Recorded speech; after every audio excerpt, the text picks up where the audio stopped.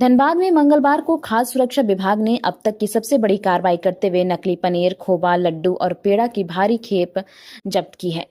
ये सभी सामग्री बिहार से बुंदेला बस के जरिए धनबाद लाई गई थी, जिसे स्थानीय बाजार में खपाने की योजना थी। खाद्य सुरक्षा पदाधिकारी राजा कुमार ने बताया कि विभाग को गुप्त सूचना मिली थी कि श्रमिक चौक स्थित पूजा टॉकीज के पास भारी मात्रा में नकली डायरी उत्पादों की एक खेप पहुंचने वाली है। सूचना मिलते ही विभाग की टीम मौके पर पहुंची और त्वरित कार्रवाई करते हुए माल को जब्त कर लिया। जब्त सामग्री में 780 किलो नकली पनीर, 60 किलो खोवा, 25 किलो लड्डू और 25 किलो पेड़ा शामिल है। केमिकल टेस्ट में यह पुष्टि हुई है कि पनीर में खतरनाक रसायनों की मिलावट की गई थी। जांच के दौरान केमिकल डालते ही पनीर कोयले की तरह काला पड़ गया, जिससे इसकी मिलावट का खुलासा हुआ है। राजा कुमार ने बताया कि यह अब तक धनबाद जिले में खाद्य सुरक्षा विभाग की सबसे बड़ी जब्ती है। उन्होंने कहा कि 200 की पहचान कर उनके खिलाफ सख्त कार्रवाई की जाएगी। विभाग की ओर से आम जनता से भी अपील की गई है कि वो बाजार से कोई भी डायरी उत्पाद खरीदते समय सतर्क रहें। किसी भी तरह की शंका होने पर तुरंत खाद्य सुरक्षा विभाग को सूचित करें। सर बताया जाए कितने बजे कार्रवाई हुई, क्या कार्रवाई के दौरान क्या कुछ जब्त हुआ, बताया जाए।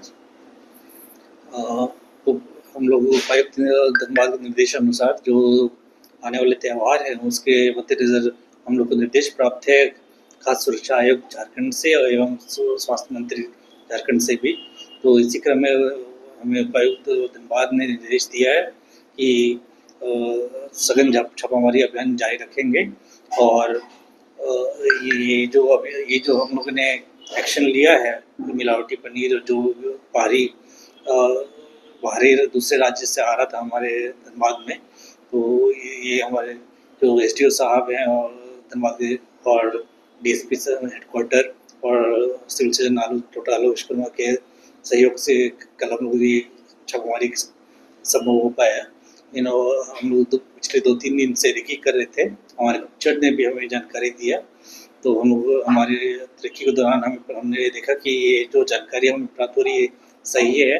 बाहरी राज्य से भारी मात्रा में बसों के द्वारा यहाँ पर पनीर, खोआ और अन्य सामग्री भेजा जाता है। तो और उसके बाद सारे दुकानदार उसे में डिस्ट्रीब्यूट हो जाता है अलग अलग दुकानों में। तो आज इसी क्रम में आज हम 3 बजे पूर्व से ही वहाँ पर पूजा टॉकीज के पास रेकी कर रहे थे और इसी दौरान कई बसों में कम मात्रा में और बुंदेला में भारी मात्रा में पनीर हमें मिला है और पनीर के अलावा खोआ और लड्डू और मिलावटी पेड़ा भी मिला है। कौन सा बस से? बुंदेला बस से। एक ही बस में? हाँ, एक बस में बहुत ज़्यादा मात्रा में था। कहाँ से कहाँ जाती है ये बस पटना से धनबाद आती है। अच्छा, कितने क्वांटिटी में माल था सर? पनीर कितना था? पनीर 780 केजी और खोआ 80 केजी और लड्डू 25 केजी और पनीर पेड़ा 25 केजी। सारे सामग्री में मिलावटी? हाँ, सभी सामग्री का ऑन द स्पॉट जांच किया गया स्टार्च टेस्ट के लिए। सभी में स्टार्च प्रेजेंट पाया गया, यानी कि उसमें चावल का आटा या कुछ मिला हुआ है, चावल अरारोट। बस ड्राइवर या बस मालिक पर कार्रवाई किस तरह का किया? बस मालिक को देखिए, बिना फूड लाइसेंस का तो कोई भी व्यक्ति कुछ भी कारोबार नहीं कर सकता। खाद्य कारोबार, यहाँ तक कि ट्रांसपोर्टेशन भी नहीं किया जा सकता। तो बस मालिक के द्वारा ये जो फूड आइटम ट्रांसपोर्ट किया जा रहा है ये भी खाद्य सुरक्षा मानक अधिनियम 2006 का उल्लंघन है। तो हम लोग बस मालिक को नोटिस करेंगे, इस पर जुर्माना भी करेंगे। सर आगे ऐसा ना हो इसके लिए क्या? आगे ऐसा ना हो इसके लिए हम लोग सघन छापामारी अभियान जारी रखेंगे।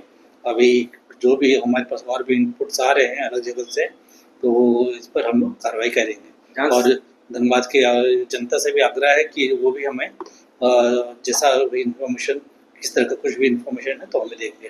सर पब्लिक नकली और असली का फर्क कैसे पकड़ पाएगा सर? अगर कोई गलती से असली और नकली में फर्क जानने के लिए एक सिंपल सा आयोडीन टेस्ट है।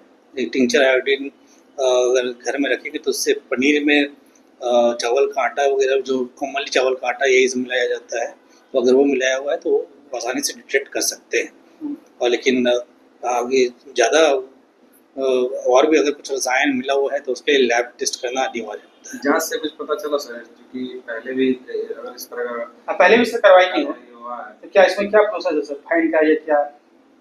इस पर जुर्माना का प्रावधान है और इस पर हम लोग आगे कार्रवाई करेंगे। ठीक है।